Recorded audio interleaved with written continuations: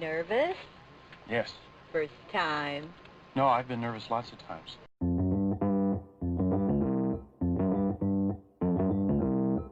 Live from Joe's mom's basement, it's the Stacking Benjamin Show.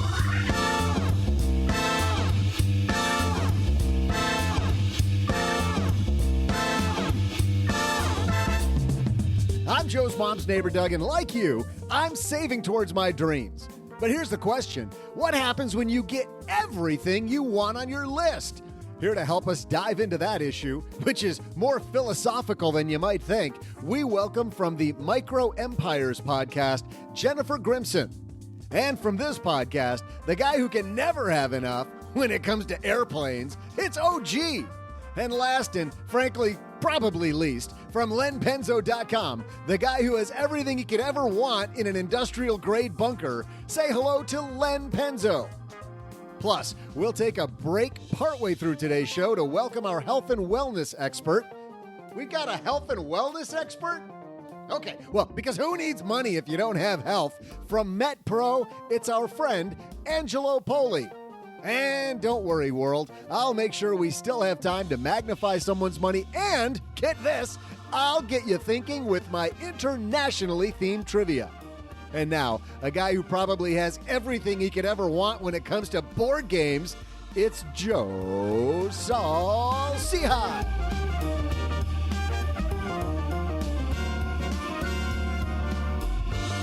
You kidding me? There's always a new, better board game. Hey, everybody. Welcome to Friday, kicking off your weekend with a game of our own called The Stacking Benjamin Show. I'm Joe Saul-Sehy, Average Joe Money on Twitter. And across the card table from me, ready to help you enjoy another glorious weekend, it's my friend OG.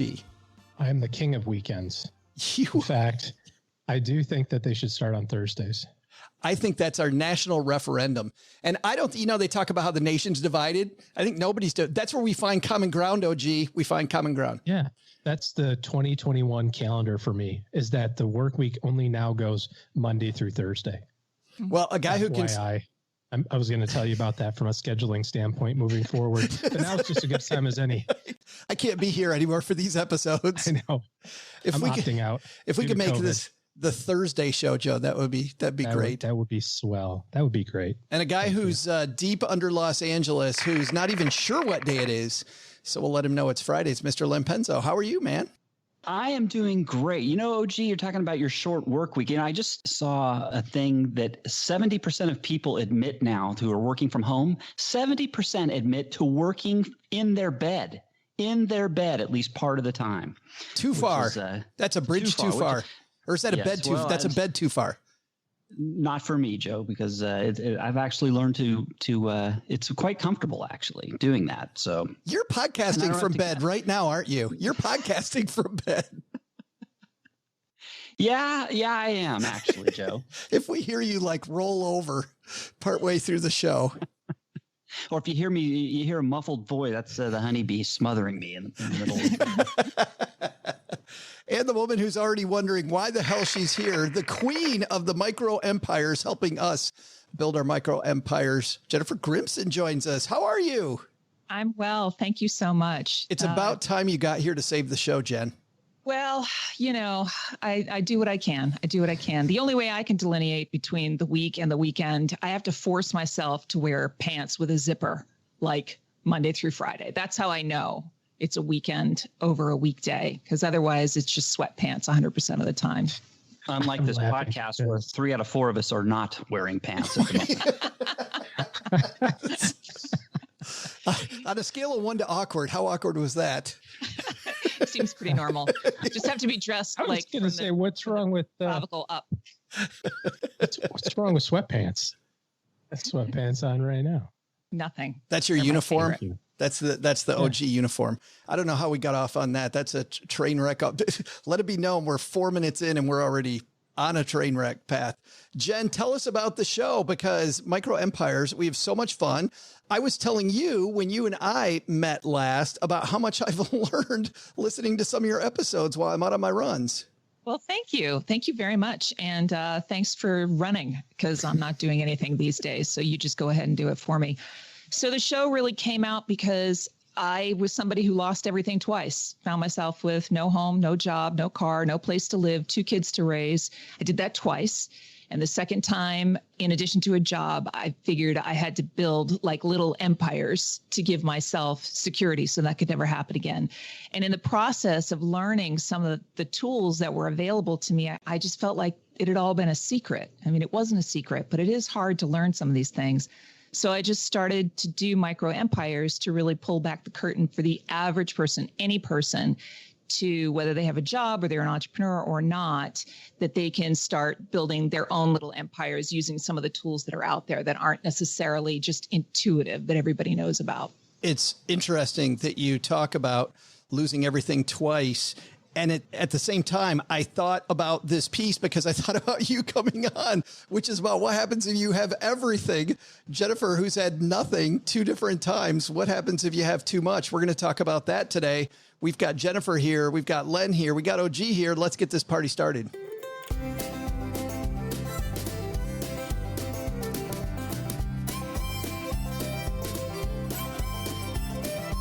Well, today, as we do on many days, we have a celebrity reader. My friend, Karen Cordaway, is beginning a brand new podcast. She has helped us so much on this podcast in the background. I'm like, you know what, Karen? We have to have you as our celebrity reader. So here she is. A piece, by the way, that was written by Amanda from the incredible whywemoney.com blog. Here she is, Karen Cordaway from the new Everyday Bucket List podcast, reading what happens when you get everything you want. What happens when you get everything you want? Well, you want more, of course, but more almost always leads to diminishing returns. The fulfillment curve, the point of enough. For any Your Money or Your Life fans out there, the fulfillment curve is a familiar concept. The idea is that when you reach the peak of the fulfillment curve, that point where you've got the optimal amount of what you need and want, that's where you want to stay. If you keep going past the peak to get even more, fulfillment deteriorates pretty quickly. Fulfillment curve from Your Money or Your Life. The fulfillment curve in Your Money or Your Life is used to address your desire for more stuff, i.e., consumerism. It's intended to point out when you have enough luxuries in life to feel satisfied, to keep you from plummeting past the peak. Enough is the key word there. I think it's natural to want more of, well, everything we deem good in life, but the fulfillment curve is an excellent reminder of how we can take things a bit too far.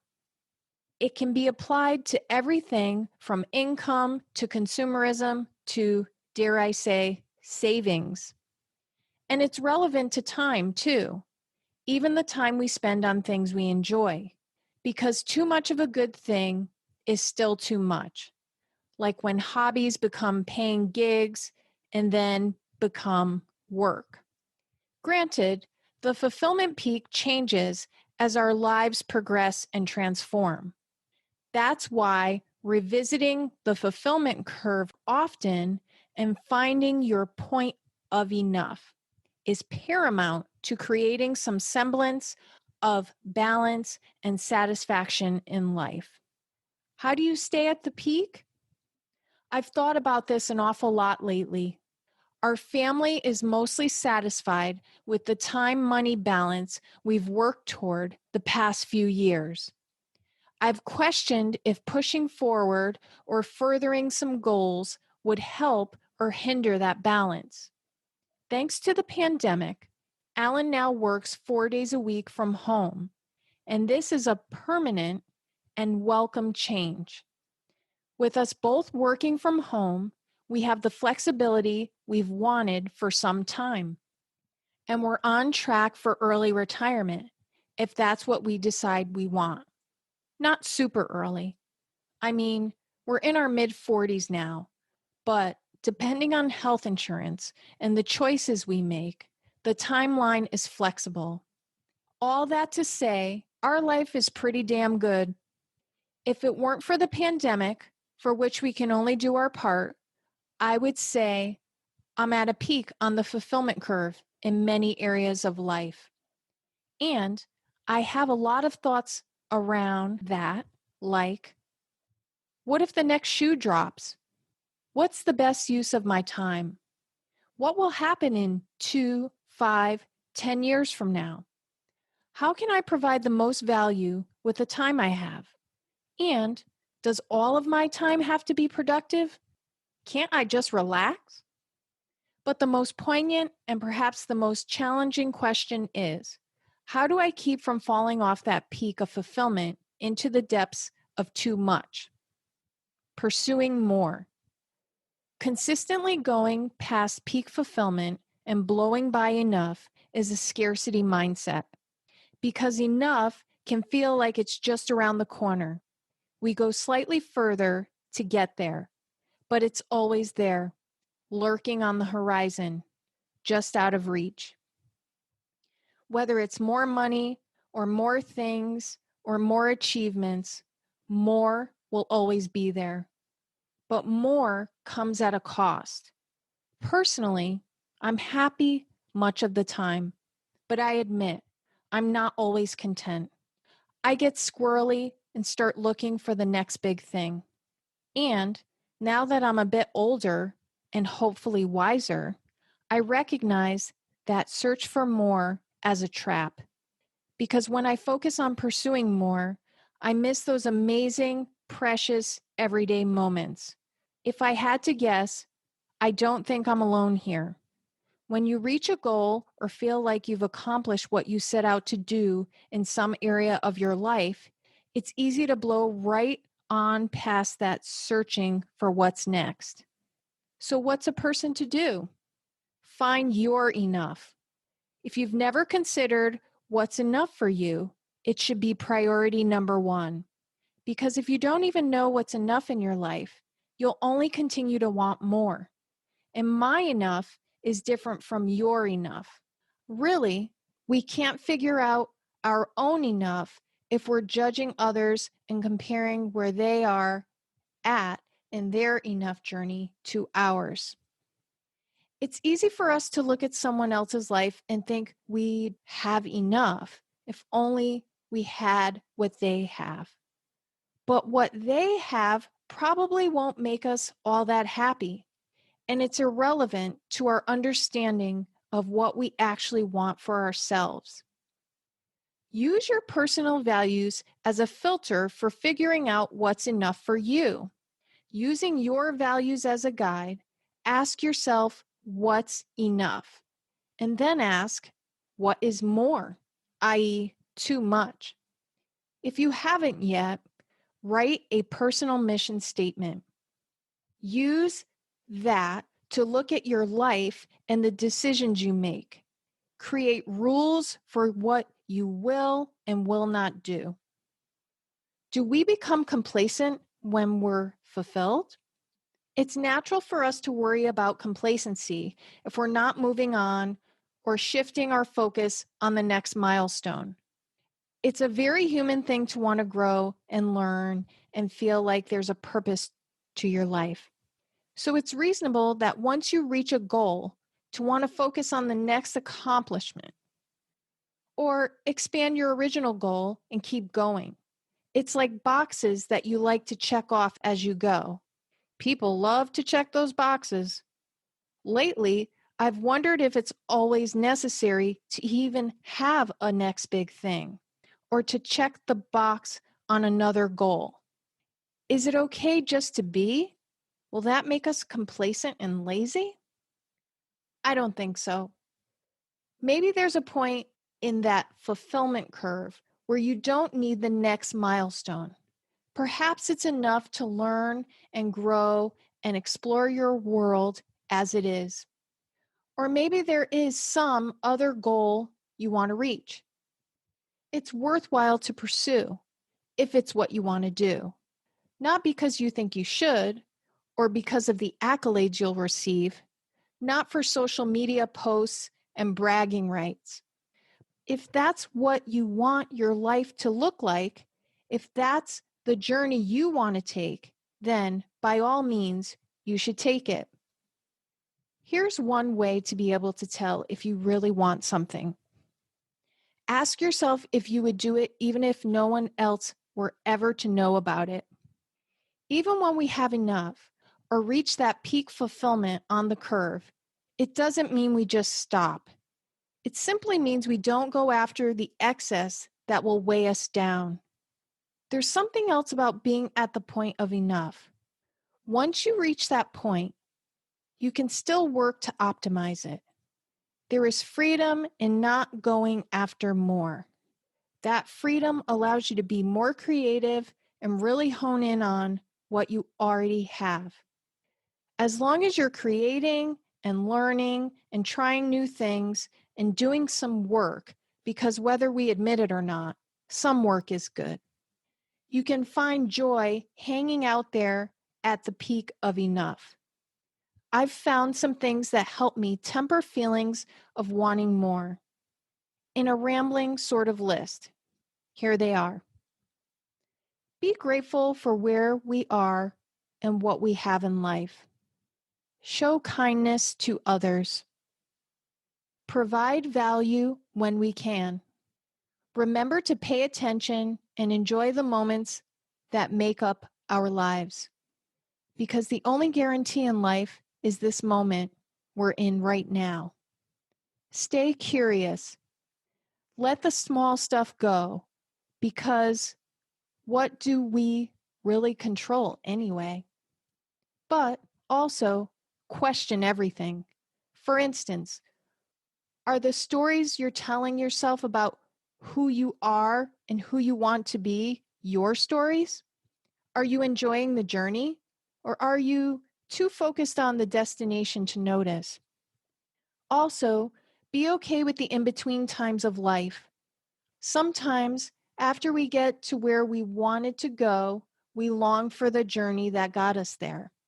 We don't take the time to soak it up and celebrate where we're at right now. Stillness is necessary to be able to put things into perspective. Why not sit with where you are for a little while? Life will change. That's a guarantee. But what we don't have to always try to bend it to fit what we think it should be. I think it all comes back to finding balance, which is so easy to talk about, yet pretty challenging in real life, especially since it goes against the grain of the traditional expectation that more leads to success. Yet, I think it's worth questioning and exploring all the same. Big thanks to Karen for reading that. By the way, for more on Karen's new show, head to our show notes page, stackingbenjamins.com, and check out Karen's new show. Congratulations, Karen, on becoming a new podcaster. So let's talk about getting everything you want. They mention, Jen, we'll start with you, this idea of the fulfillment curve, right? And trying to stay at the top of the fulfillment curve. And I don't know about you, but for me, that feels like the time when I'm at the bar and I've had 2 beers and now I'm trying to chase this good feeling. And if I just go get a little more, and that never works, right? Chasing more than at that point never, ever works. For you, number one, do you believe that there is this fulfillment curve? And number 2, how do you chase staying on top of that? Yeah, you're right. When I read this article, I thought, well, gee, coming from my position, I don't know that I've ever been somebody who was chasing these huge goals. I was really just trying to get on my feet. But I do have goals, and I have hit many of them. But I think it had a lot more to do with what my belief system was. So for me, I spent so many years just like my only prayer was to not have any more chaos, not to have any more financial chaos. And so all of a sudden I find myself now going, sometimes in a day, my biggest decision is whether I'm going to have, cheese on my cheeseburger or not. And so my life has just calmed down. So for me, I've hit that top of that fulfillment curve. And then you do start looking around like, what else is there that I can have and I can do? But part of it for me as it pertains to money is just kind of knowing who I am. And I can't, in the core of my being, live beyond my means. So for me, it's just constantly checking in, like, do I feel comfortable? Do I feel safe? That sort of thing. That keeps me in check. But it is easy to go. Like, it is easy to say, oh, we could get, maybe a different house, or maybe it's time for a different car and things like that. And I just keep coming back to what's really important to me, and that's peace. And that's what keeps me at that level of feeling pretty satisfied most of the time. Because more than money, that's what you craved when you didn't have enough?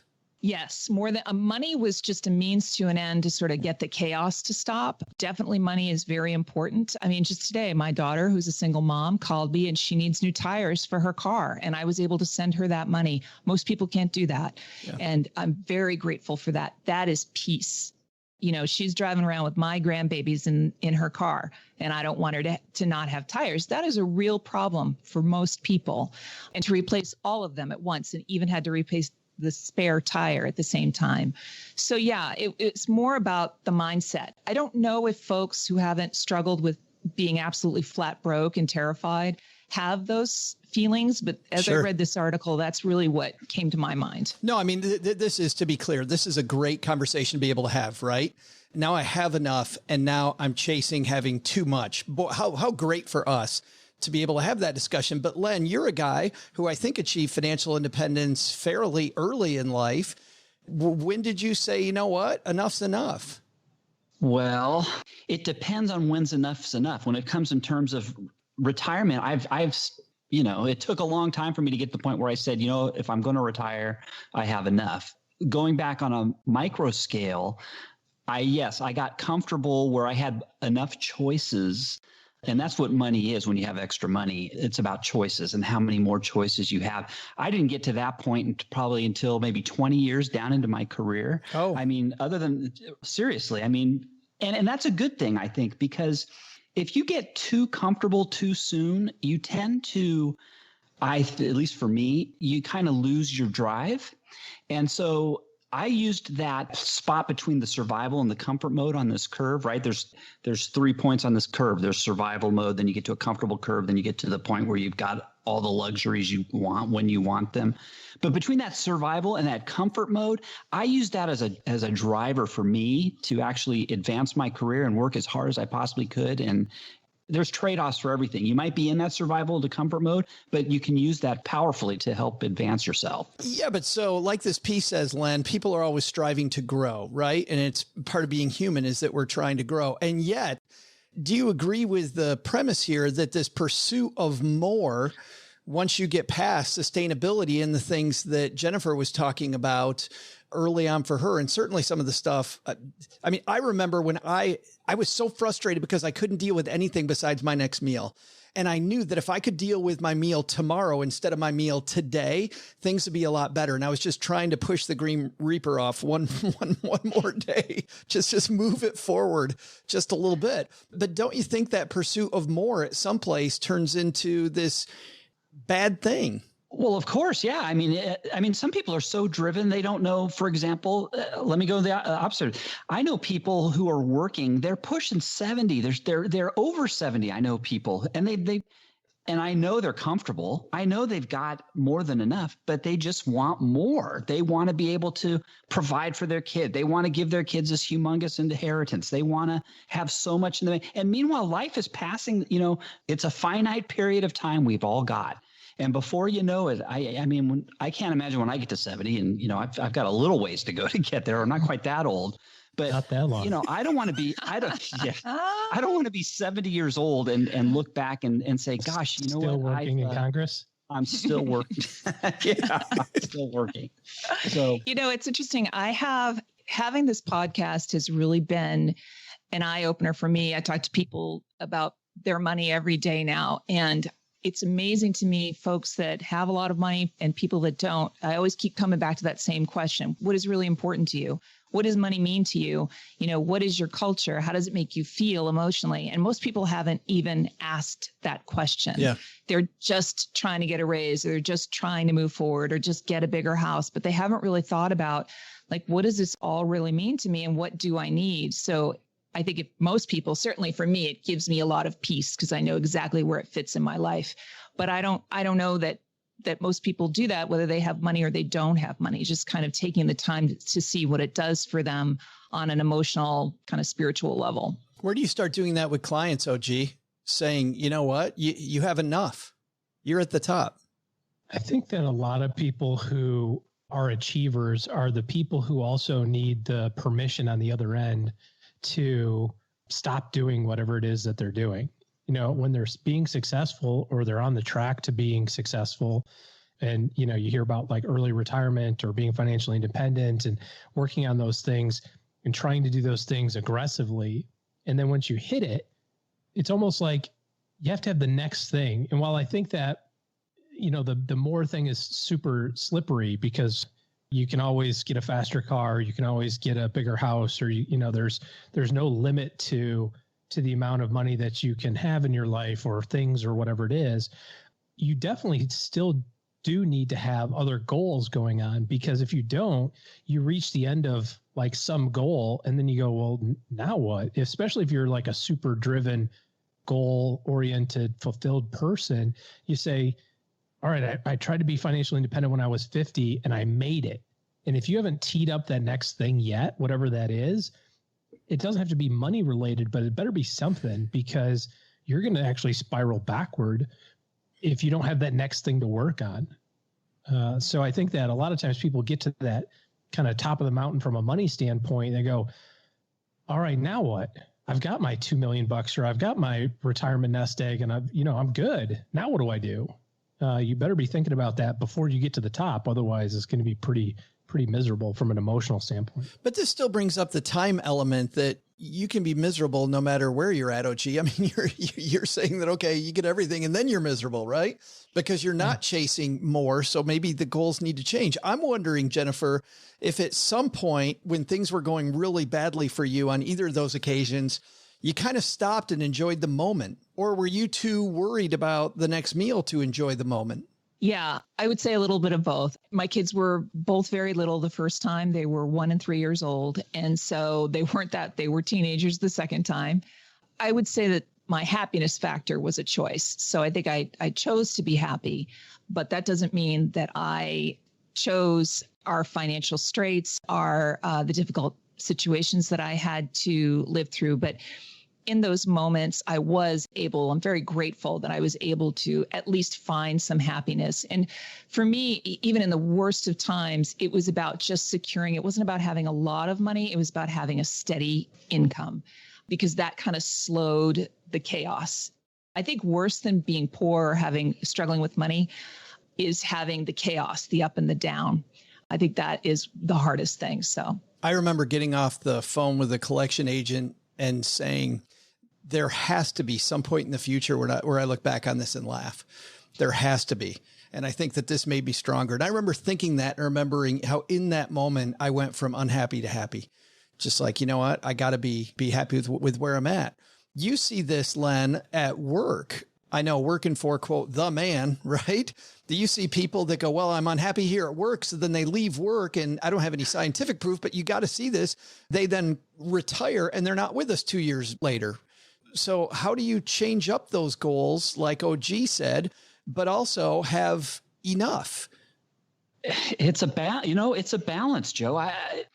You got to have a target, right? First off, I think this all comes down to planning. First, you got to reflect on yourself. What do you want? When do you want it? And what do you need financially to get to where you need to be, right? And so you just kind of have to map it all out and do the best you can to get there. But I think that's the best way to do it. No, I totally agree that it's planning, but I feel, back when I was a financial planner, I was always living with people in next week, next month, next year. I was never living in today. Like it seems like at some point too, Len, it's not just planning, it's about being.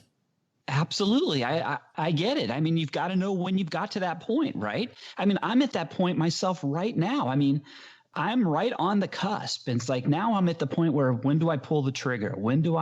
I'm still working. Remember, Joe, I said you were gone last year. Yes. Yes, exactly right. And then we had the financial thing there and it kind of set me back. Well, now I'm back where really I need to be again. And I'm still kind of holding on to this thing like a security blanket, actually. So, and that's what it is. It's a security blanket, even though I know I can do it. So, it's now I've pushed it back to a few more months out, maybe April-ish of 2021 here. But yeah, it's a security thing too. It takes a little courage to do something like that. So even though you think you got it.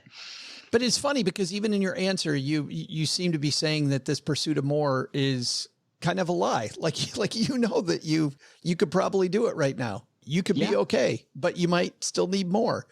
Yeah, you're right. And then there goes all this time, right? I mean, then 6 months later, you're still at work instead of being. And I'm 6 months closer to the grave, to the grave, right? So you're right. You're right, Joe. It's not easy. I mean, it's a difficult point to actually make the decision, to know when you get there and then jump off. I left my last corporate job in 2018. It's interesting. I worked really hard to get that job, and then I was miserable. And I stayed for 3 reasons: the money, the money, the money. And that's it.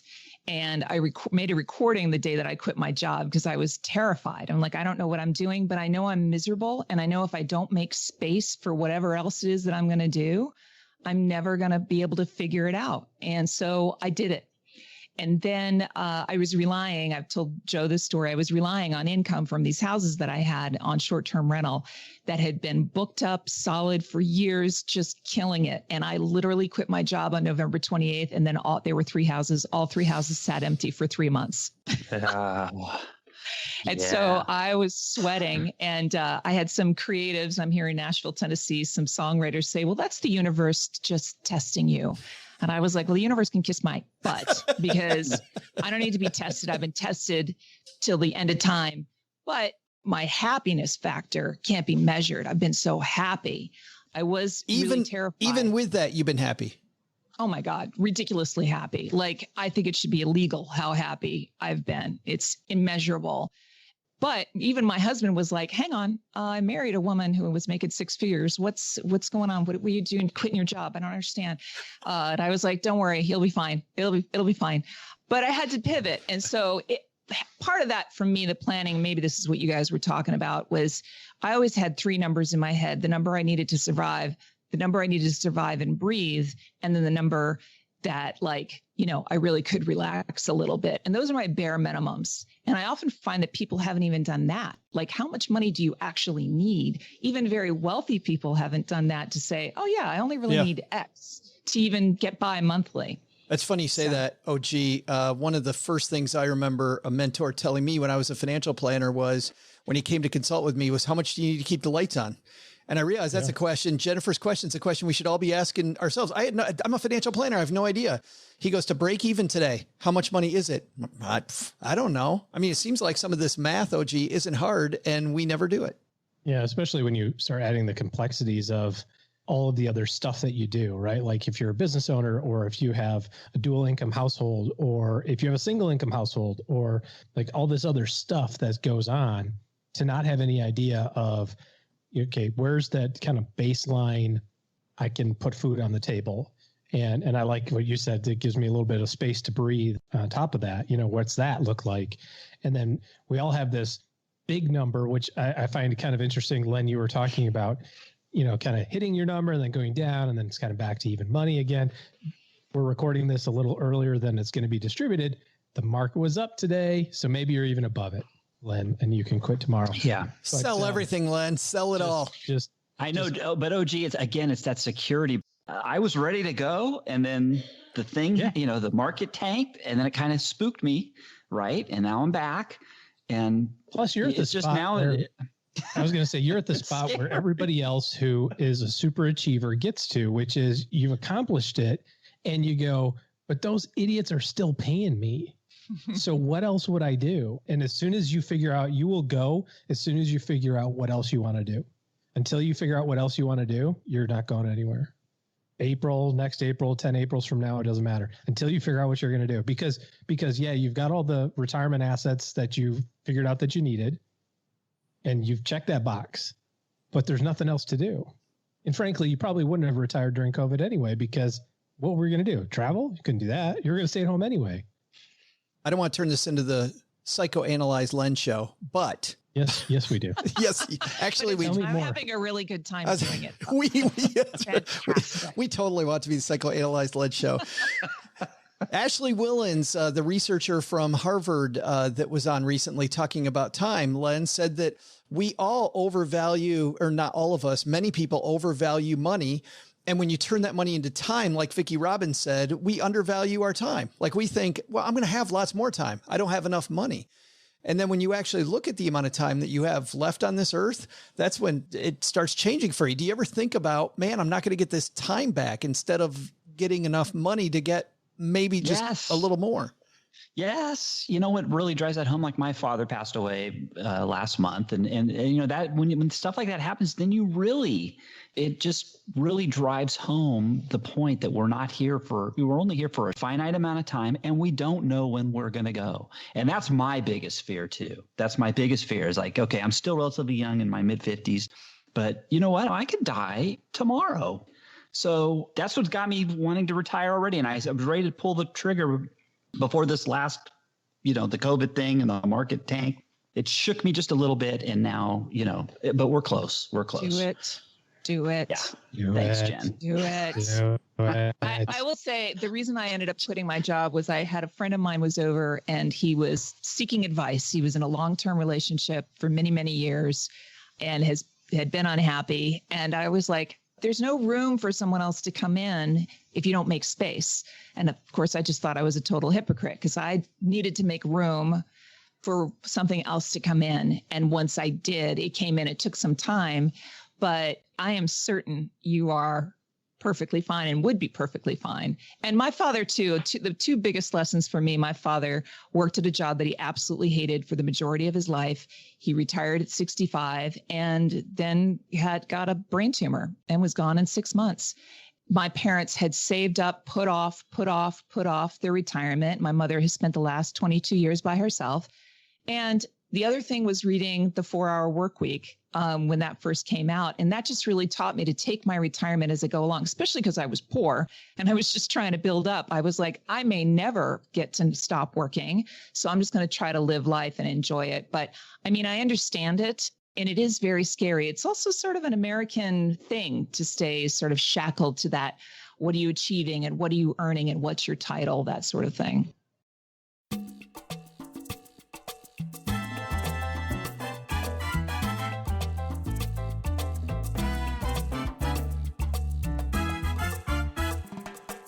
Normally, I talk about what takeaways we have, but I think, Jen, you made a great point there. Coming up next, by the way, we're going to take a little break, give these guys a little time to maybe recharge. Angelo Poli is going to join us. For those of you that don't know Angelo, he is the co-founder of a company I use called MetPro. MetPro helps people by using metabolic profiling to get where you want to go with your health. And as we're talking about this, Len, you got to retire while you got your health, my friend. Absolutely. Retire while you have your health. Angelo answers questions for us on a regular basis. So if you're new to the show, you're going to love this guy, Angelo Poli, coming down to the basement.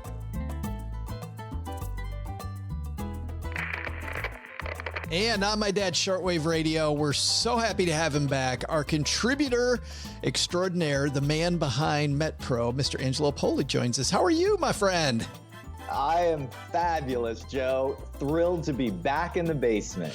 Well, what's interesting is we've all, to some degree, as you know, Angelo, from the last time we talked, we've all to some degree been in the basement, right? We're stuck at home. We're cooking the same 3 meals over and over, which was fine. We used to go out to dinner every once in a while. We might go over to a friend's house and break bread with them.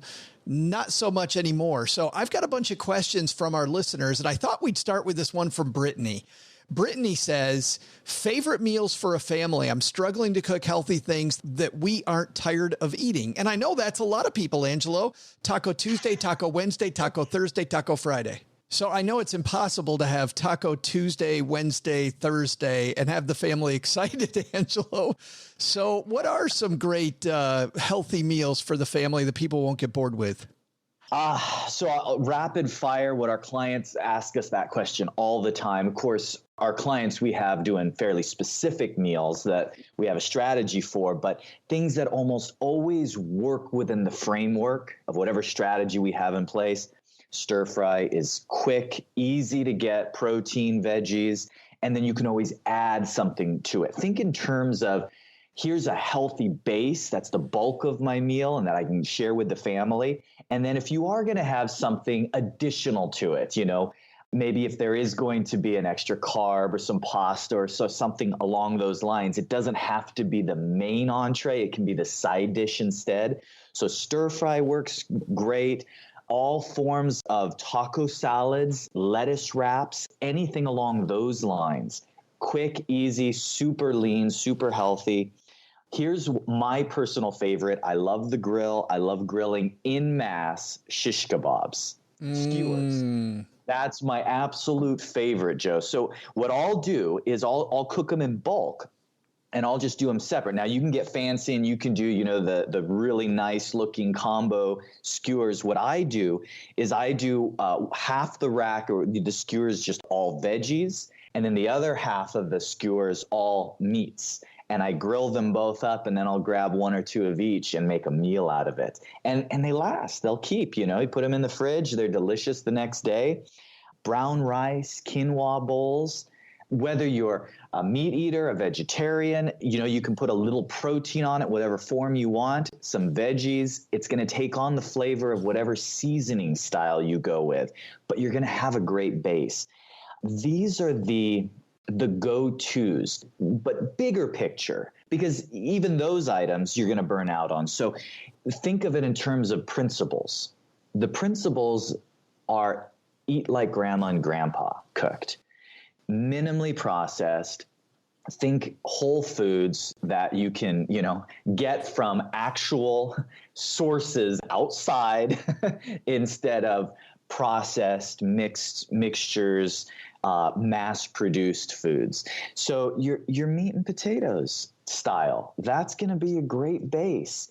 If you can go with simple foods that you can cook in bulk by macronutrient, that doesn't have to just be a strategy for fitness enthusiasts. This really works for anyone who wants to save time and eat healthy. So what my wife and I will do is we'll typically cook 2 protein sources for the week: chicken, turkey, fish, you name it. Keep it in the fridge in bulk. And then it's simply a matter of reheating it or throwing it back on the grill. Or if I need to be real fast, I can put it in the microwave. Same thing with a carb. We'll usually have 1 or 2 carbs. Like my wife loves brown rice. I'm not as big of a fan. I love sweet potatoes. So we usually have both cooked in bulk in the fridge. So now it's simply a matter of not going to the fridge and preparing dinner. It's a matter of serving dinner, and it's quick, it's easy, and speed is king when it comes to your routine. Well, I think a place a lot of us make mistakes, Angelo, is at lunch, right? We're pressed for time. And if I have that stuff already prepped, it makes it really easy to run to the fridge and get something healthy instead of ordering out or running through the drive-through. Everything you just said is 100% right. In fact, when we actually work with someone one-on-one, we give them an assignment. It's part of the whole experience and process. But the first assignment our coaches give their clients is to meal prep lunches. There's a reason we do that beyond, because a lot of people don't have to meal prep because they have access to foods either at their workplace or they have a routine of a restaurant they go to. But even if they have that, we have them do 3 days of lunchtime meal prepping to teach the process, because there's a right way and a wrong way, and it all has to do with speed. If you're spending hours and hours in the kitchen, you're not doing it right, and it's going to feel overwhelming. Yeah. So, but when you're doing it right, it's actually time saving, more convenient, money saving too. So that's the key. You hit the nail on the head, Joe. I got a few questions for you though, as follow up though, Angelo, if you don't mind. First of all, you pronounced it quinoa. Isn't it pronounced quinoa? I have no idea. I'm just kidding. Stirs it and I eat it. Cheryl, I get Cheryl with that every time. I'm like, are we going to get some quinoa? She's like, what the hell are you talking about? Q-U-I-N-O-A. I think it's quinoa. Yeah. And then what I like about the shish kebab idea for Brittany, because she's talking about for a family, I think that shish kebab is a way to make vegetables fun for kids, because you give an 8-year-old a pepper. I don't know that they're going to love it, but give an 8-year-old a pepper on a skewer. That is heaven, my friend. Now it's an adventure. Yeah, absolutely. And the third thing that you talked about, you talked about pasta and you talked about brown rice. And I know there's people in their car listening right now going, whoa, whoa, whoa. I thought this is a health guy. And we all know that carbs are bad. And these aren't all carbs bad? Don't they all need to be marched out back? Right. Shot? These are people that haven't heard you before, Angelo. Preach about carbs, my friend. Okay, so carbs are not the villain. It's a lack of strategy or a cohesive approach that's the villain. So having a certain amount of carbs isn't the end of the world. It needs to work within the framework of a strategy. So I'm going to just rapid fire on this because I know this is for more Q&A. 85% of people who reach out to us, their goal is weight loss. That means that we are going to have a finite amount of tools that are going to be the most efficient levers. One of those is pure calorie control. One of those is carbohydrate control. But not all carbs are created equal. And by the way, even things like pasta are not the health villains that a lot of people make it out to be. What it is it's a dense food. So for example, if you were to have just a half a cup of pasta, and by the way, who eats half a cup of pasta? It's like when you look at the bag, it's like, oh, I had one serving of chips. No, you end up eating them by the bag. It's, you one serving 2 chips. Who does that? The comedian says, Oreos, I eat them by the sleeve. Not maybe 2 is 1 serving. No. Well, I'm thinking about the guy, Angelo, the comedian who, they have those fun size candy bars. He says, those aren't fun size. Those are frustrating size. Yep, you nailed it. So with something like pasta, simply by volume, you're going to get double, triple the density of amount of carbs. If you were to eat sweet potato, brown rice, breakfast, oatmeal, these are foods that you can have half a cup, even a little more, and you're not going to rack up a ton of grams in carbohydrates. You're going to get a few, but in exchange for those grams, you're actually going to be full versus the type of carbs you think of processed carbs, crackers, even some breads. You eat them and you just had your daily quantity of carbs and you're still not satisfied. So that's where we kind of go back to the old cook the way grandma and grandpa used to, because the carbs they ate were more filling. So in totality, they ended up eating a little bit less overall. Is that making some sense? No, that makes a ton of sense. Well, it makes sense to me because I've heard you before, but I know a lot of people out there. Before I met you, Angelo, I'm like, oh, carbs are bad. And then you go on a binge and it's not good. Well, and there are times where we do ask someone to reduce their carbohydrates, but it really should be a calculated case-by-case scenario, and then it depends on the meal. As a general rule for the family, balance. Extremes are bad. What you want is balance. Eric has a question for you, Angelo. He asks, what does the data say these days about whether or not to eliminate caffeine and alcohol? Is there an acceptable healthy limit? You asked me that, Eric. You're going to get me booed off the stage. So we'll take caffeine first, or coffee. So actually, coffee is one of the most frequently used supplements for performance, caffeine, that is. It can actually enhance, as it is a mild stimulant. It's the overconsumption. Now, I'm not going to dive into the health of it because the answer to that is, well, it depends. If somebody's adrenal system is shot and they're overly fatigued and their body is hyped up on too much caffeine, then yes, adding a heavy load of caffeine to the body is actually going to do more harm than good. But there are cases where a little bit of caffeine is not going to cause a lot of problems and even can, in the sports nutrition world, the actual data suggests that the quantity in about half a cup of coffee, that's a pretty small amount. Half a cup of coffee is kind of optimal for athletic performance, for mental focus, and shouldn't be looked at as an absolute villain. Again, case by case. I cannot give you such a report on alcohol. This is the boo off the stage part. This is the boo off the stage part. Now, don't listen to this and then walk away and say, well, Angelo said alcohol is all bad, it's unhealthy, because that's not the case either. I mean, you've heard the studies and a glass of wine actually can have some health properties, can be protective for heart antioxidant effects.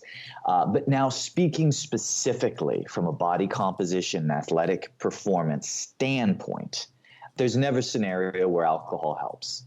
Does that mean that clients that we work with every day never drink alcohol? No, they have it. They have it in moderation. Probably the big takeaway is the type of alcohol really does have an impact. So as a general rule, now I'm speaking mostly of the fat accumulation to alcohol effects ratio, not necessarily a longevity for health and liver life ratio here, but specifically from a calories in and an effect on your body composition standpoint, your clear, hard alcohols are actually going to have the least impact, the least negative effects. Now, if you drink too much of that, it'll have the greatest impact on your performance and well-being. But that's where you hear, the vodka or the things like that are the best bet for someone who's dieting. Then from there, kind of the middle ground is going to be the wines. And then the worst is going to be your beers and your mixed drinks. So here's what a lot of people don't realize is just what a heavy load some mixed drinks can be. Something like a margarita, you get the trifecta, or a blended drink where you have juice, you have salt, and you have the alcohol added.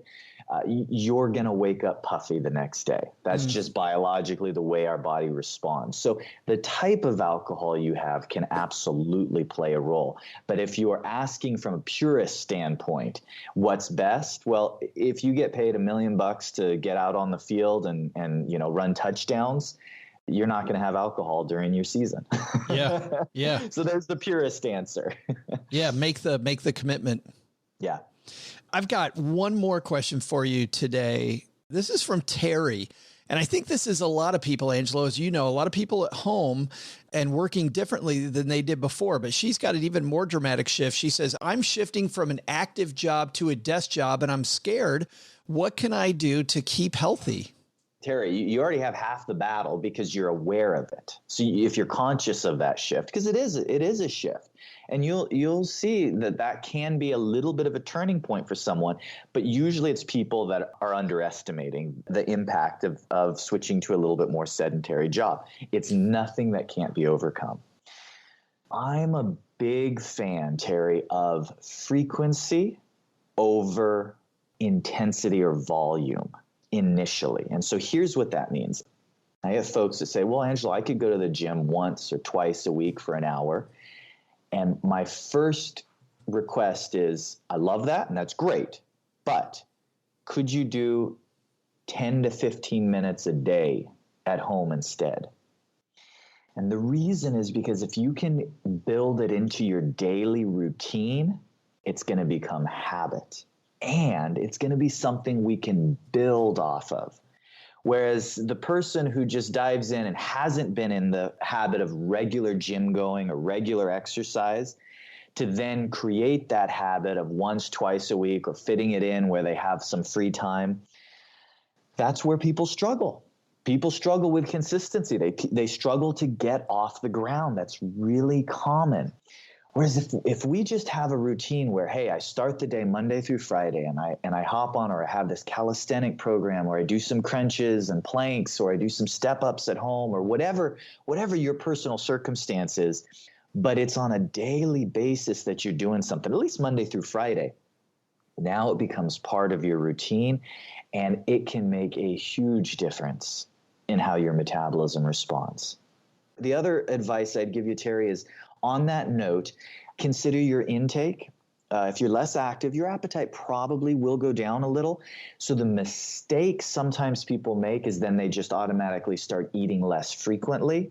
What I would say is, instead of eating less frequently, try to just cut down portion sizes a little bit. And the order is scaling back a little bit on fats first, carbs second, proteins last. And if you do that, then, you add a little daily activity in, you're conscious about your overall intake, you're going to do just fine. I found that the morning and afternoon snacks, once I started on the MetPro program, Angelo, were a game changer for me, so I didn't get that late morning and mid-afternoon crash as well. I was just having somebody else on a podcast ask me about that, because there's a lot of data out there, do you actually lose weight at the same pace, whether you have snacks or whether you just eat 3 square meals? Why is it that you're always telling people? I don't care about any of that, Joe.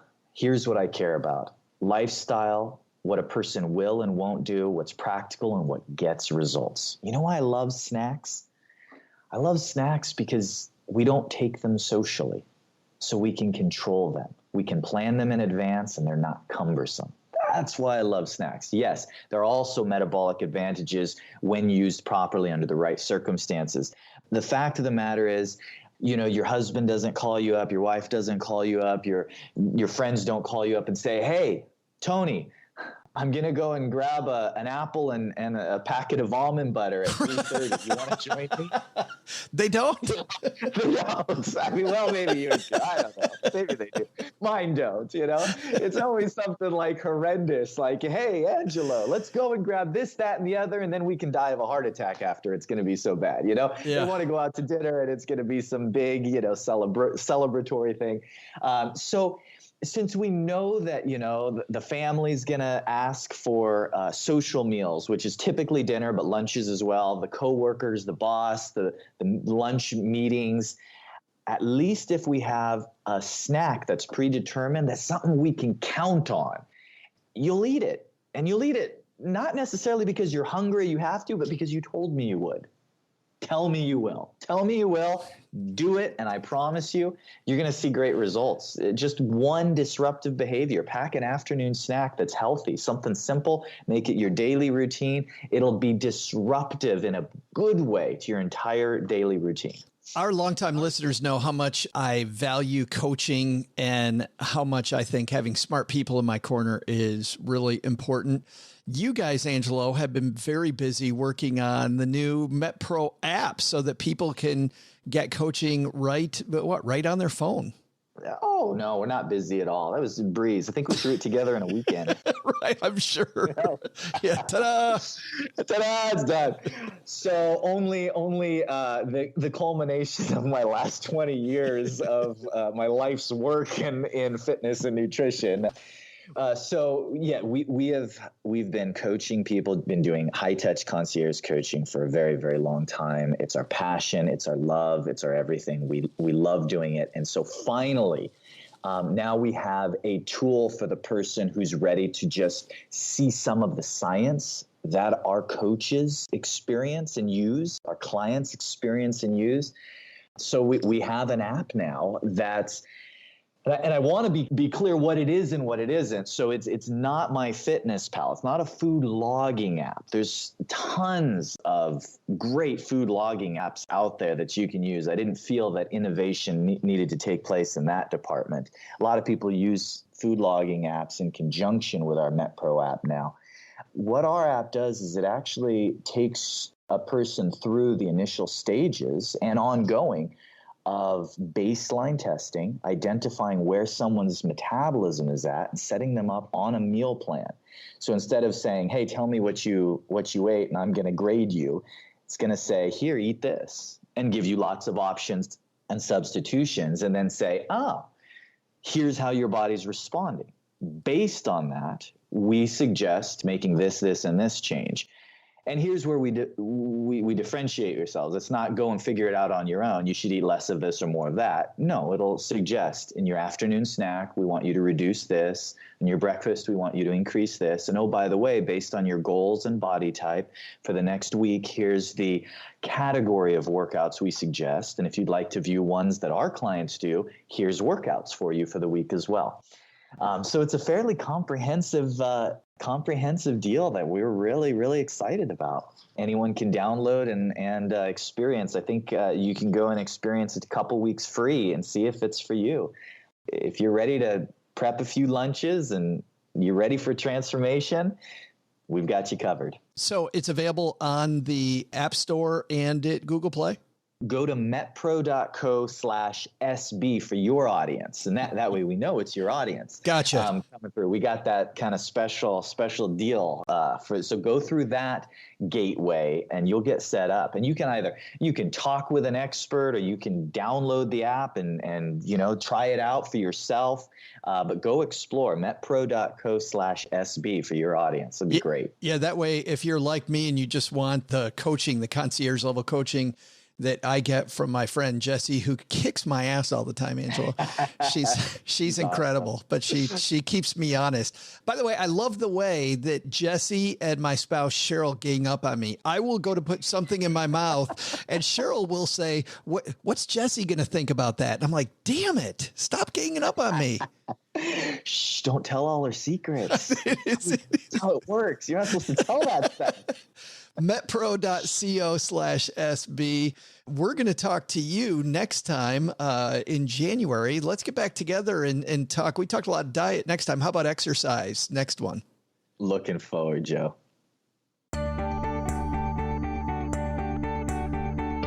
Hey, trivia fans, I'm your pal, Joe's mom's neighbor, Doug. And I'm glad I could listen in on that discussion with our roundtable. And I agree, it's really important to be content and happy that you have enough. In fact, this whole thing got me thinking, if I can only get a few more things, well, then I would totally have enough. I'll tell you some of the things still on my list right after I share today's trivia question. Since today is Africa Industrialization Day on my crazy holiday calendar, big celebrations for that one worldwide, let's go over to Africa for our question. And the question is, since Nigeria leads African nations in GDP, or gross domestic product, but you knew that, right? How much is their GDP? I'll be back with your answer faster than you can go to Amazon to buy more things that'll make you happy.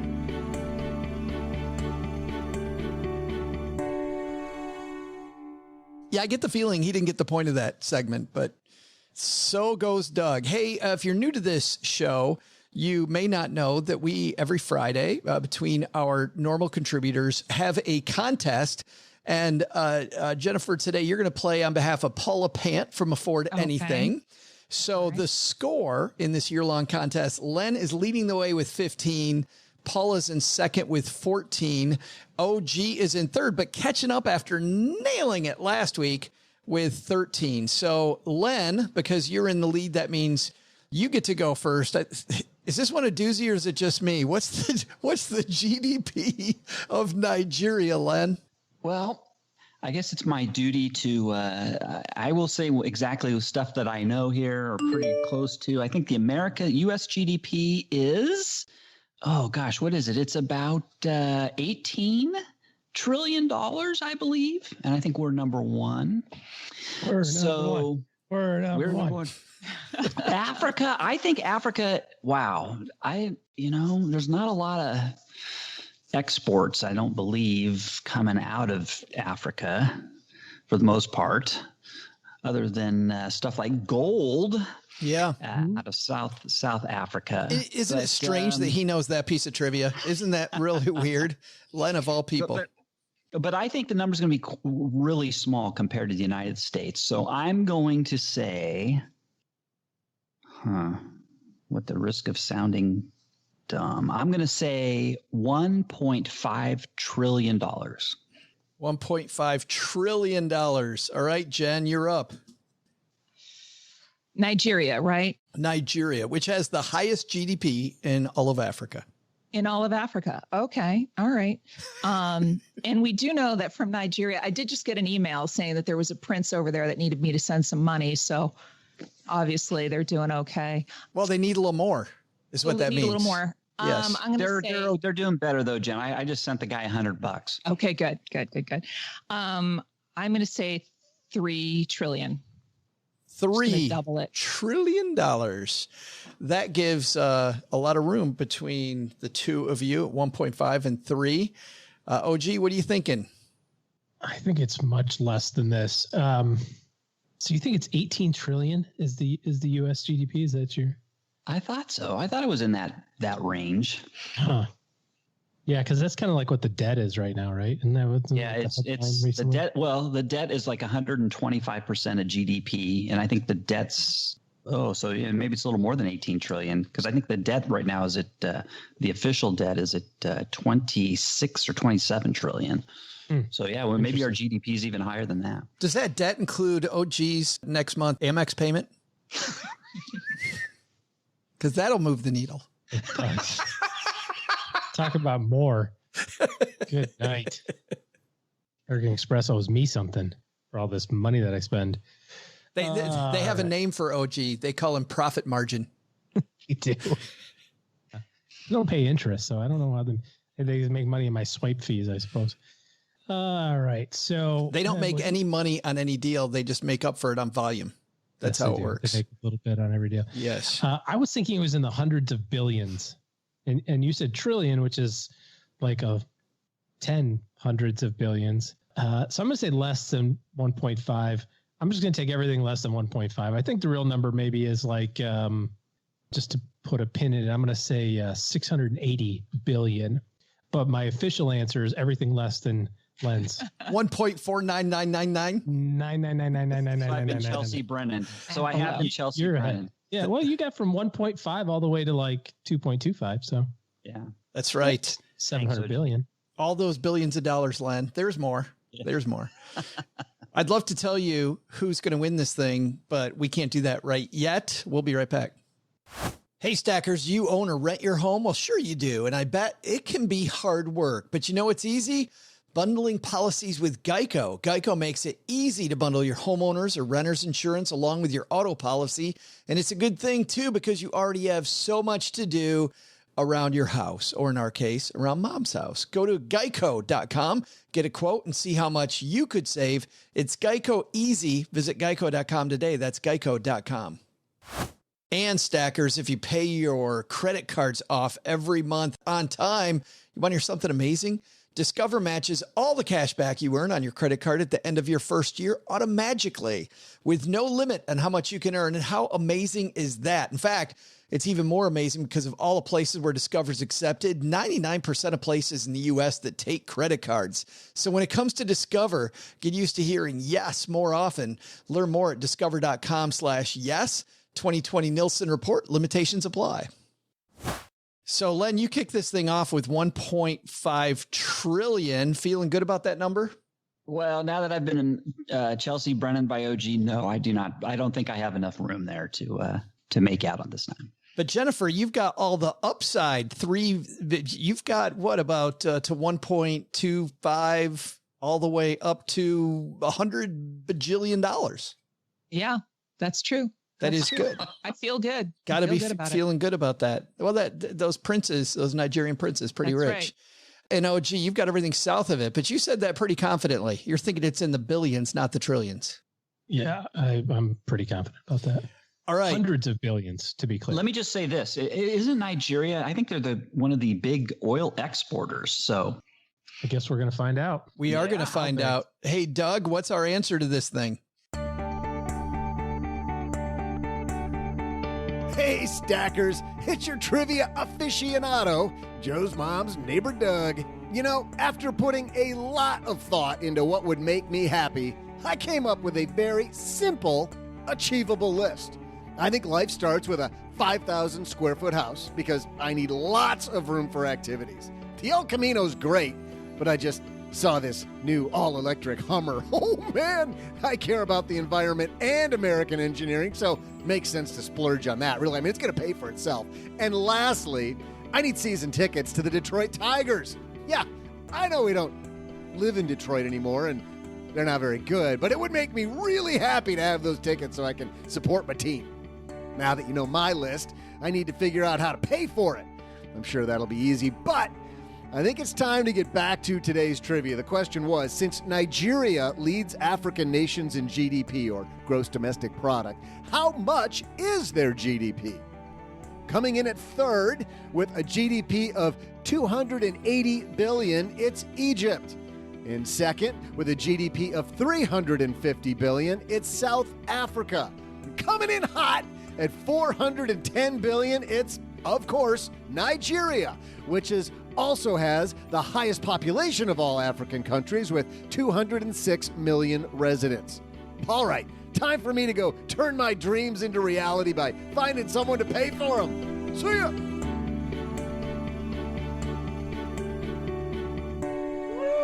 Excellent guess, Amazing. OG. Very Excellent good. guess. I wish we were playing Price is Right style where everybody's over. Right. But Could have been then, like this.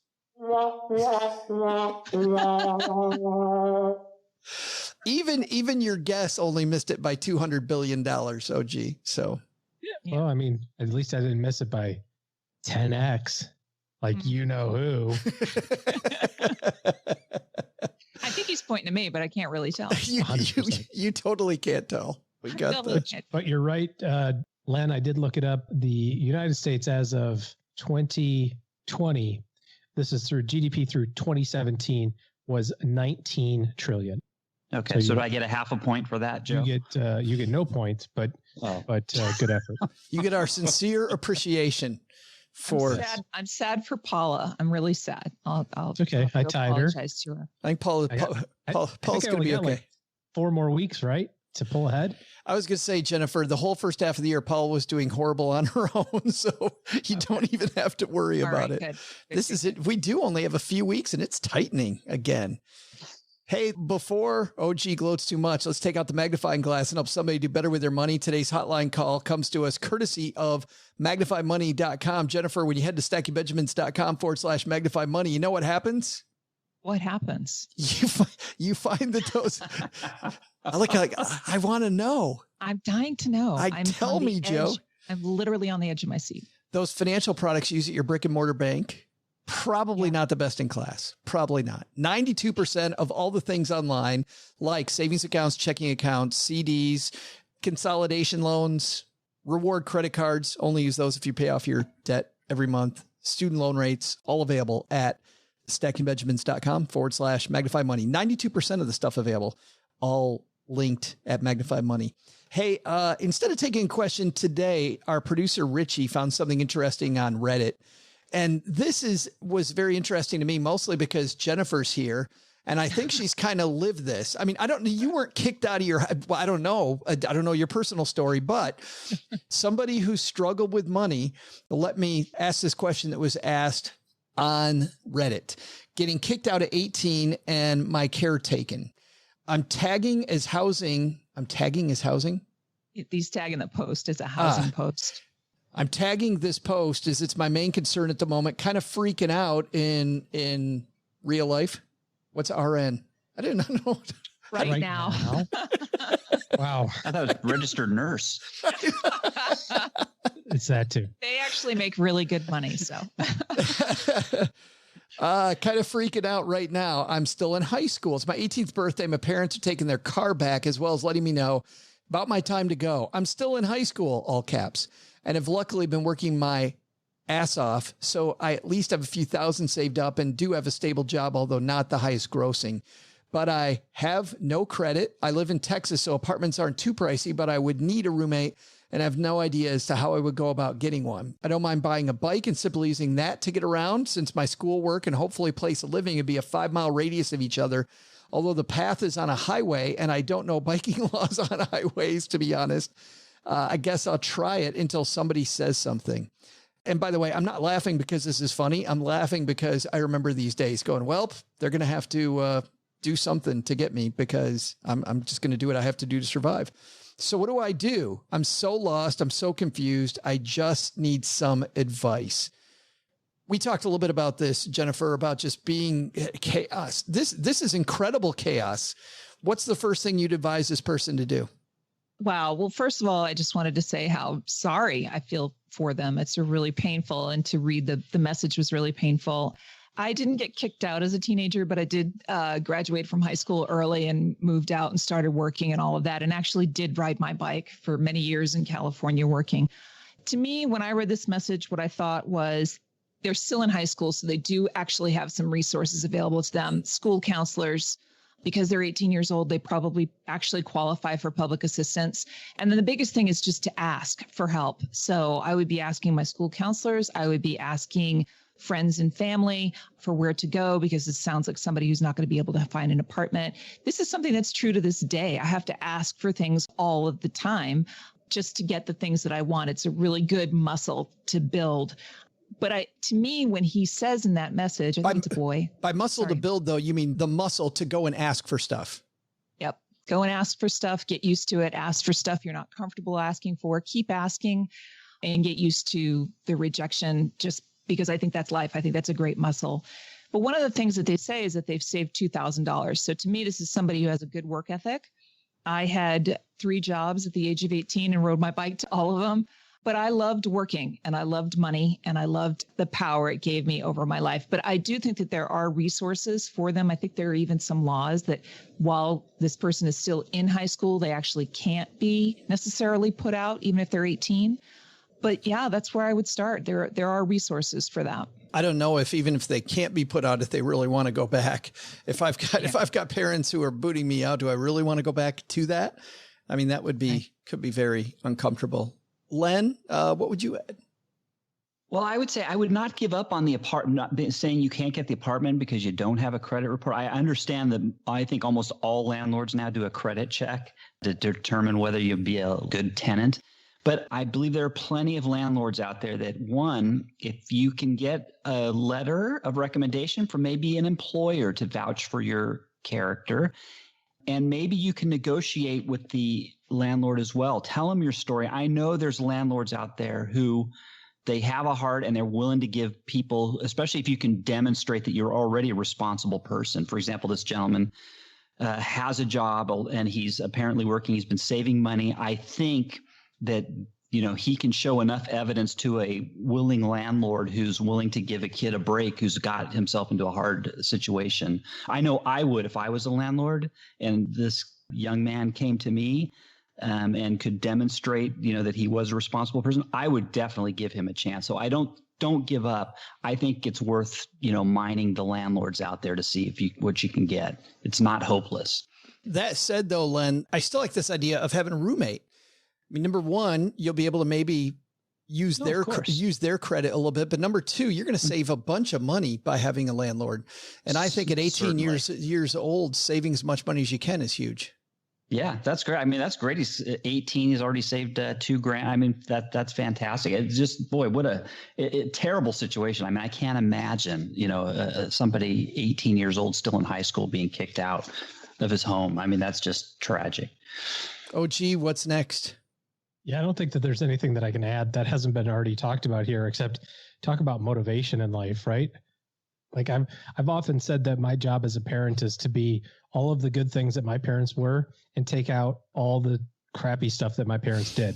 And if that's all I did was just eliminate the crappy stuff that they did, but do all the stuff that they did that was good, then, like that next generation is going to be that much better in terms of the outcomes. And if you needed motivation to totally kill it, and I'm hoping this guy also forgot to mention he's a 5-star quarterback recruit going to UT or something like that. He's going to make it the big leagues in the NFL or something. He could just totally thumb his nose to his parents, a little vindictive there. But there are so many people out there that are willing to help, whether it's just friends, parents. You've been in school for 18 years. You've got some buddies in class. I'm guessing that that you probably know some of those parents, or some of those parents know you. If you're having a tough time of it, parents talk. They probably already know what's going on. And if you ask, like Jen said, you probably got a good chance of getting some help. Other family members, grandmas and grandpas or aunts and uncles, also a good resource. And then, hey, great news. You get to totally do whatever you want now. So with all of that responsibility, or with all of that power, I guess, right, comes great responsibility, like they say. So now you're in charge, but you got to do the right stuff. Get on with it. Go join the Marine Corps. They give you free housing. It's true. Mm-hmm. And you get exercise all the time. You get to blow stuff up. Thanks for bringing this to our attention, Richie, our producer. Just a great question. I really wanted to get you guys' take on this tough situation for somebody to be in. And hopefully we're able to help some people out with that. Hey, if you've got a question for us, by the way, head to stackingbenjamins.com/voicemail. And if you've got a microphone, like your phone has one, you go there on your phone, click the button and you can leave us a message and we will answer your question. That's going to do it for today, guys. OG, let's start with you. Big plans this weekend, my friend? So this is the beginning of Thanksgiving week for us. My kids love this about my kids' school. They have half a day on the Friday before Thanksgiving. The whole next week is off. So this is just 100% like 10 days of straight up family time. Why more schools don't do that, I don't understand. We were just talking about it's the same thing with work. I was talking to our team this week and we're all off on free days this week. And one of our team members is like, oh, I'll probably do a little check my email. I'm like, why? Like nobody wants to work. You remember this, Joe, from working at American Express. Do you remember like they would be like totally thumb on the scale of, well, if you don't have enough vacation days, you got to work on the 27th, that Friday in between. Right. Hey, you got to show up. Right. You got to show up. It's like it's such a jackwagon thing to do. Big waste of time. With your family. Yeah. Take time off with your family. Yeah. Excited about that. We'll have our guest of honor go last. Len, what's coming up at lenpenzo.com? Well, I've got a fun little article on the 10 commandments. These are my 10 commandments of personal finance. And it's getting it's actually getting a lot of attention right now. So a lot of comments, and stop on by and you can see if you agree with them and you can see which ones you're violating right now. I promise you won't go to hell if you violate them, but your finances will probably be in really bad shape. So I thought your number one's going to be something like, don't believe government statistics. Hey, you'll have to stop on by and see for yourself. I probably do. lenpenzo.com. Jennifer, I'm so glad we got this done. Thank you so much for hanging out with us. Well, thank you for having me. It's been really fun. As you know, we've been talking about this for 2 months, and my schedule moving around the country has been so crazy. I'm like, yeah. Hey, you want to come on? How about you come on 2 months from now? So and then you went and got the COVID. So I know. Yeah. Slowed it down. Jennifer's like, hey, of all the excuses, getting COVID might have been a bridge too far. But tell everybody what's coming up at the Micro Empires podcast. The podcast comes out every Tuesday. In 2021, I'm doing small group coaching and some courses, etc. But just keep exploring. People can find me at www.micro-empires.com on all the socials. And I'm loving hearing from people. I'm hearing from more and more. And I love doing the little breakdown of like, what do I do? What's the next step? That sort of thing. And just the things we talked about today. So it's been really great. Jennifer's also fun to follow on social media. So we'll include her social media handles there too. I'm usually laughing at something going on in the Grimson household. It's a good time. Yeah. Well, that's going to do it, everybody. Doug, you've got it from here, my friend. What should we have learned today? So what should we have learned today? First, take a lesson from the round table. Sometimes after we wind up where we want to go, we long for the journey that got us there in the first place. We need to take time to soak it up and celebrate where we're at right now. Second, take a lesson from Angelo Poli. When you nail the nutrition piece, it makes it easier to get your money right. But the big takeaway? Turns out funding dreams may cost some money. I'd never even really thought about that. Hey, OG, you got all kinds of spare change. How about a little something for the effort here? Just a little loan to tide me over.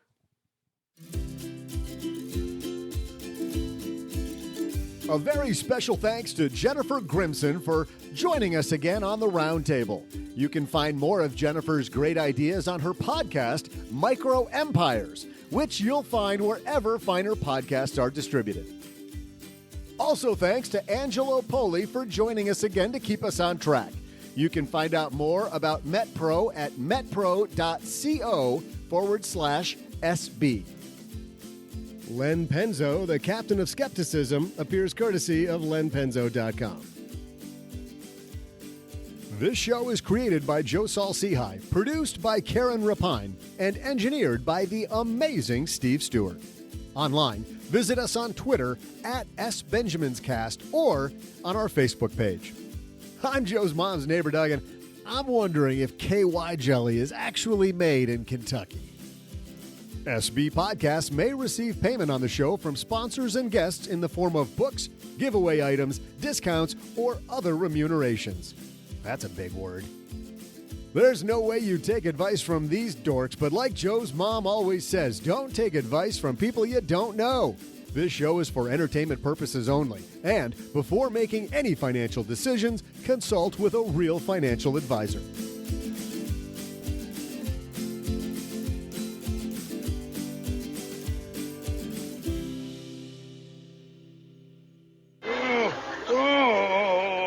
What's wrong with you? It's either this show or indigestion. I hope it's indigestion. Why? It'll get better in a little while.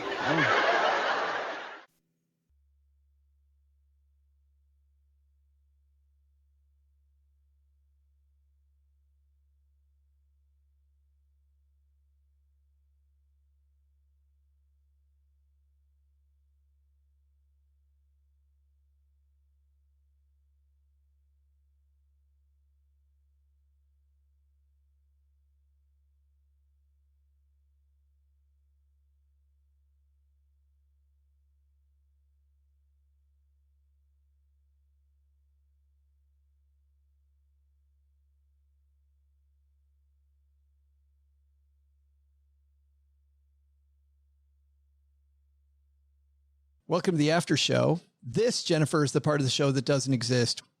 Just so we're clear, what happens in the after show stays in the after show. We don't So talk no one's ever going to hear this, right? No, nobody ever, right? Okay. Both listeners have stopped listening by this point of the show. I've got a question. You know, we talked about having enough, and there's some things that I've bought in my life, or some things in my life that I thought, boy, that would really make it. There's some places I wanted to visit that I thought, man, that is probably the place. And it turned out that, man, was I wrong. I mean, I was beyond wrong. And I'll just share one from when I was a kid.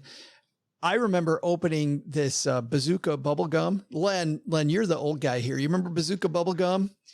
Absolutely. And you'd open a few teeth over Bazooka bubble. That was a rock. Like whoever thought that needed to be that, it was just a complete rock in your mouth. You did it for the cartoon inside. You did. Inside. Yes, exactly. That's the whole reason. Bazooka Joe. And then I'd eat 20 of them in one sitting. Well, I would do it because you needed 20 of those things to send in to get the little, remember in the corner, you had the little thing.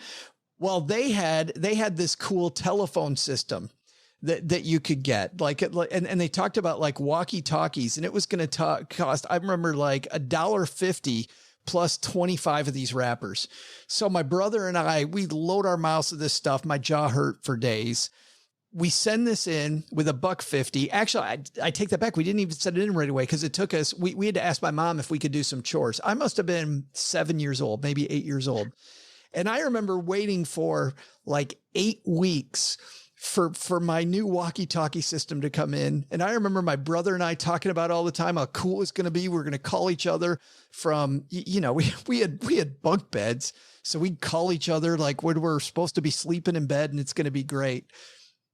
This thing comes, and to say it's in a smaller box than I expected would be, it was in a lot smaller box than it's this little tiny box. And I open it up, and there's these 2 little round pieces of tin that for some reason there's holes in the tin, and a piece of string that's maybe like 3 feet long. So my brother and I, because we're not going to take no for an answer, we tie up the string and we put it out there. And my brother says something, and I'm like, I can totally hear you. And then I realized I can hear him because he's standing right next to me. Not what I expected. Jen, there must have been something in your life that you thought. There's a lot of things in my life. We talked about, I'll just talk about, since we're going to talk about maybe a little bit later in life, as in maybe the last 6 months. So being in COVID, in my Amazon buying skills, I have insomnia. So I do a little buying at night, and I'm married to somebody who's very athletic. So it's in the middle of the night. usually on a day when I've not worked out, that I make the decision that tomorrow is the day that I'm going to become the athlete I've always wanted to be. And so I order things and they show up. And so one day I was going to be a swimmer. So I ordered the goggles and the cap. And then I ordered rollerblades. Wait a minute. Hold on. We got to take these one at a time. How long ago did you order the cap and the goggles? 6 months. I mean, not long. Have you swam once? One time. One time. Okay. Put the cap Swimming on. laps is difficult, isn't it? It is. Well, I didn't actually do a lap at all because I put the cap on, didn't like the way that looked. So that was over. Never got used. Bought the rollerblades. I was convinced. I'm like, I used to be able to rollerblade. This is going to be great. We go out to a park and I can't get 4 feet. He has to hold me the entire time. Those came right off, got put away. Jump ropes, hula hoops, you name it. And he keeps looking through the account going, who is this that's living here? So those are the things that haven't turned out the way that I had really envisioned. It's usually about me and who I think I'm going to be when I get the thing. And it just somehow I wake up every day and it's still just me. You just got to go hire somebody on Fiverr to exercise for you. That's what you do. That's a good point. It's not my gift. Len? Not too exciting. I remember one time we were at a buffet or something, and they were doing a breakfast buffet, and they were doing this waffles. See those waffles, cool waffle machines where you put the batter in, and it sits there, and the red light goes on, and you close it, and then it looks really fancy, and then you flip it over after about 30, a minute, and then it cooks the other side, and then the little green light comes on. You lift it up, and you get this big, beautiful Belgian waffle. That's the way it's wearing. It's the wear, and you've just lost a sponsor here, Joe. Hopefully they're not listening because it's the after show, but the Wearing Pro. It's the Wearing Pro. It's this big old fancy waffle maker, it's restaurant grade. Anyways, you can tell, by the way, you can tell that Len stayed at a La Quinta before. Yeah. just so everybody knows. Hampton Inn.com. Yeah, Hampton Inn. Exactly. Anyway, it's just like, it's like, we got to get one of those, those things are freaking expensive. They're like $300, right? $350. Well, we got one. And that thing wore out its welcome after the first time we got, let's make some waffles. Okay, we did it. Second time is like, okay. Now this thing's big, it's heavy, it's bulky. There's not a really good place to store it. It either sits on your counter and takes up space, or you have to find some other place for value. So that was a pain in the butt. Then it got to the point where it was so heavy, we didn't really want to take it out anymore and put it on the countertop. We only used the dumb thing like 3 times, this $350 purchase. After that, we never used it again, and we ended up giving it away. It was just a total waste. Waste. And it seems like I'm with you. It seems like the coolest thing in the world, especially when they have the waffles that are in the shape of Texas. Those are those are the. Did you find that it was actually the waffle mix is what mattered most, not the machine? Did you say battered most? Mattered. The batter. The batter mix, mattered? The mix. batter mattered. Yeah, I don't know. It just wasn't as fun. It wasn't as fun. It wasn't as fun without somebody looking over your shoulder. When you're at a buffet or something, it's just not as fun as when you're at home. It was just a little waste for $300. Let alone the actual waffle at the Days Inn. Once you're done making that, you go back and you're all excited. At least I am. And then it tastes like a foot or something. It's just the most awful thing because it is. Because that's all there is. That's all there is. And so that you have or like the 6 powdered of them. eggs. You can have powdered eggs. But Jen, you don't know the secret. You've never had that waffle with 16 beers. 16, that would make it taste good. 16 packets of the syrup. You just put 16 of the syrup packets on it. That's the mix you're looking for. I'm a syrup lover. And then you're sugared up for the next 4 hours and you take the world's best nap. Yeah. True story. OG? I've spent so much money in my lifetime. One time I decided that I wanted a panini maker because who doesn't like paninis every day? And so in my infinite wisdom, I was like, well, Mrs. OG is not going to get me a panini maker for Christmas, but if I get her one, there it is. I can use it. The gift that keeps giving. What an awesome husband I am. Yeah. So, we see right through that. Turns out we both got each other panini makers that year. We've made paninis at least 5 times in the last 10 years. So that's sitting there. We have a soft serve ice cream machine. It makes it in little sprinkles, which is cool. I think we've used that twice. How about does everybody have the fondue pot? No? I had the fondue pot. The fondue pot. I haven't done that. Never was used. I can tell you. I know how good you are with money, but I also know that when it comes to these specific items you're talking about, like I'm like, he's totally exaggerating. And then you're talking about these specific things. And I'm not. Yeah. And you're like, there's the soft serve ice cream maker. Soft serve, or when people buy those the at-home popcorn maker for their movie theater. Right. Because you're going to need all that. What do you put in your movie theater? This is my movie theater. You're sitting in it right now. So okay. The media room equals the office equals the guest room. Oh, geez, taking notes.